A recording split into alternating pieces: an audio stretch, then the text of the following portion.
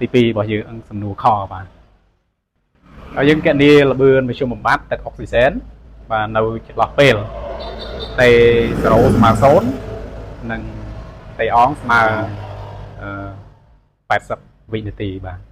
អញ្ចឹងមានន័យថានេះជាតេទី1ហើយនេះតេទី2បាទ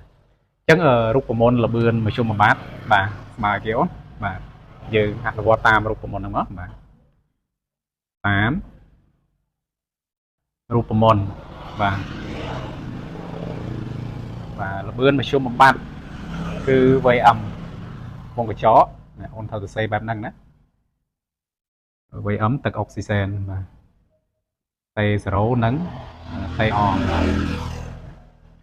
ស្មើនឹងបាទស្មើនឹងអីគេអូនបាទលបឿនមធ្យមបំបត្តិគឺដកបាទដកឲ្យបំរែបំរួលកំហាប់ទឹកអុកស៊ីសែននៅខណៈពេលបាទទី1ណាដកកំហាប់ទឹកអុកស៊ីសែនបាទ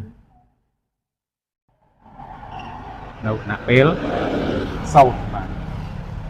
ខណៈពេលដើមបាទលើតេអងដកតេ0បាទដោយគេអូនបាទតេអតេ0ជាស្រ័យណាតេ0ឬក៏តេដើមស្មើ0បាទតេដើមស្មើ0មានន័យថាកំហាប់ទឹកអុកស៊ីសែនត្រូវនឹងកំហាប់ទឹកអុកស៊ីសែននៅខណៈពេលតេដើមហ្នឹងប្រហែលពីចំណុចទី1មកបាទគឺស្មើនឹង 0.1m បាទតេអងស្មើ80វិនាទីបាទត្រូវនឹងកំហាប់ទឹកអុកស៊ីសែនរបស់យើងដែលបានរកឃើញនៅសំណួរកហ្នឹងបាទខណៈពេលតេអងហ្នឹងបាទឬក៏យើងហៅថាកំហាប់សល់ហ្នឹងបាទស្មើនឹង6គុណដោយ10ស្វ័យគុណដក 2m បាទនេះបាទអញ្ចឹងអូនអនុវត្តជាលេខមកគេបានបាទគេបាន Vm H2O2 បាទតេ0បាទតេអងស្មើនឹងបាទស្មើនឹងអីអូនស្មើនឹងដកឲ្យបាទអនុវត្តជាលេខមកគណៈកំហាប់ទឹកអុកស៊ីសែននៅគណៈពេលតេអងគឺ6គុណដោយ10ស្វ័យគុណដកបាទដកមកដក2បាទដកឲ្យ0.1m បាទ 0.1m ឬក៏ 0.1 ទៅបាទហើយចែកឲ្យបាទ80ដក0បាទ80ដក0នេះយើងសេសញ្ញាដកនេះឡើងវិញមកបាទ